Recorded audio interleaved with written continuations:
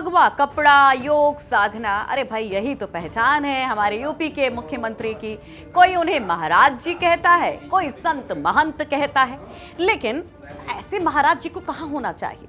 ये सवाल एक नेताजी ने उठाया है। वो नेताजी जो खूब बड़ बोले हैं, यूपी की सियासत में हर रोज उनका कोई ना कोई बयान चर्चा में रहता ही है।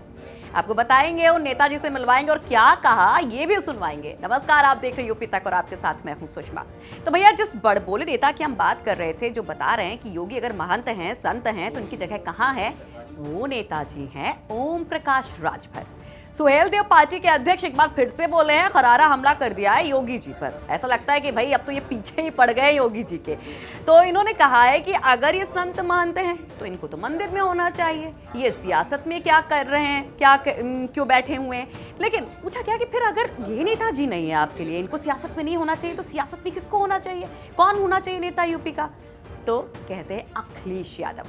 यानी कि पूरी तरीके से मुरीद हो गए लग रहा है ये, मतलब राजभर जी की अखिलेश को जैसे तैसे एकदम सीएम बनवा के ही रहेंगे क्या?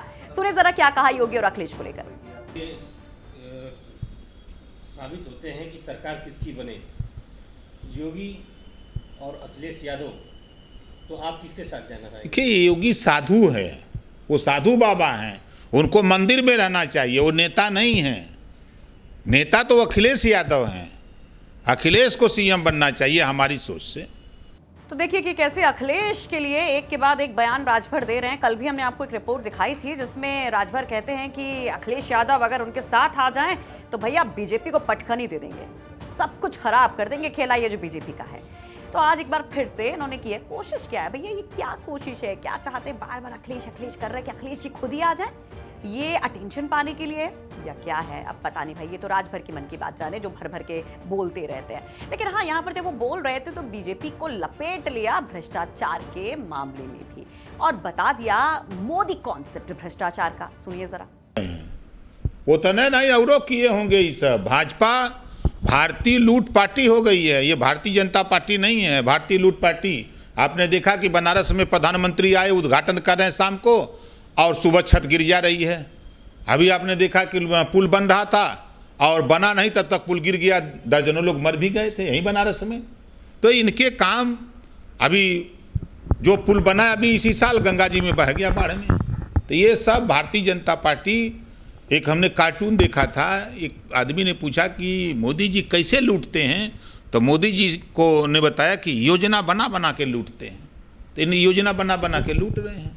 अभी देखिए, ये लोग योजना बनाए हैं, 135 रुपये का ये झोरा बनवाए हैं, जिसमें मोदी योगी की फ़ोटो लगी है, और 5 किलो गेहूँ, 65 रुपये का गेहूँ, 135 रुपये का झोरा, और झोरे पर मोदी योगी का फ़ोटो प्रचार। लेकिन ये उल्टा, ये नहीं समझ रहे कि जनता जागरूक है। 600 रुपया, 400 रुपये का सिलेंडर 1000 में, 600 रुपया उसमें, सरसों के तेल में 200 रुपया, पेट्रोल में 50 रुपया, डीजल में, सब मिला करके 1000 रुपया डेली उपयोग की चीज़ों में, 5 चीज़ों में 1000 रुपया लूट रहे हैं गरीबों से, और 200 रुपया उनके यहाँ पहुँचा रहे हैं।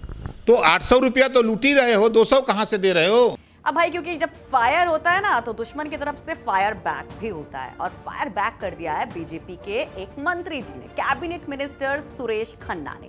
उन्होंने कैसे यहाँ पर इस पर पलटवार किया, जरा वो भी सुन लीजिए। 4 सीटें आएंगी, और सपने देखना बुरी बात नहीं है, लेकिन सपने जो हैं, मुंगेरी लाल के सपने केवल सपने रहते हैं। सर, पूरे जिले में बाढ़ की स्थिति है, कोई खास बजट उत्तर प्रदेश सरकार पेश करके ला सकती है? हर तरह से तैयार है उत्तर प्रदेश सरकार। जहां जैसी आवश्यकता होगी उसके अनुसार ही निर्णय लेंगे, उसके अनुसार ही।